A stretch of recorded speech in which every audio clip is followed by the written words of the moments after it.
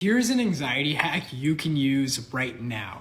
So when people are feeling anxiety, when they're experiencing physical symptoms that can scare them and convince them there's something else going on, when they get these intrusive thoughts and they start believing them and they start thinking worst case scenario, even once they start feeling disconnected, dissociated, they start feeling like they're having like this out of body experience, or they start wondering what's real, am I real, none of this feels real. Well, one of the things everybody does who's struggling is that they try to go into fix-it mode. They try to figure all this out. Why is this happening?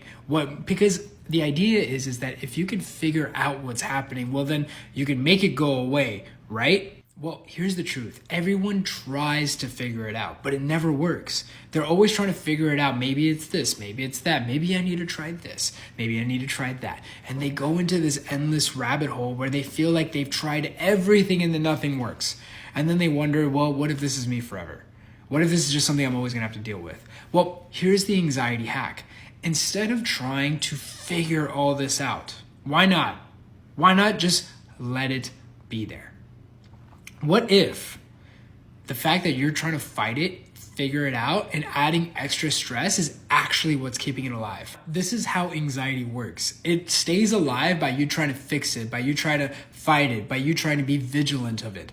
But if you just let it be there without trying to analyze it, without trying to figure this out, while trying to figure out that no matter what happens, you're safe, it's good, well then what happens as a long-term consequence is that this ends up going away.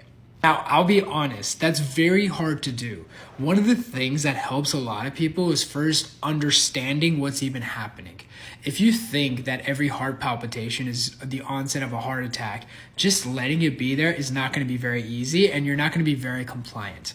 A better approach is to really understand how does anxiety affect the heart? How can anxiety create palpitations or skipped heartbeats, and how getting everything ruled out by your doctor just shows that everything is good.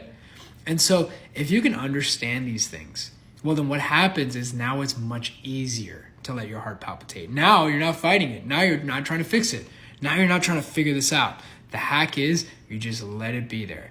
And what you will find as a consequence is that it actually goes away on its own. You don't have to do anything to fix this. This ends up going away on its own once and for all. To learn more about how to overcome this, check the comment section.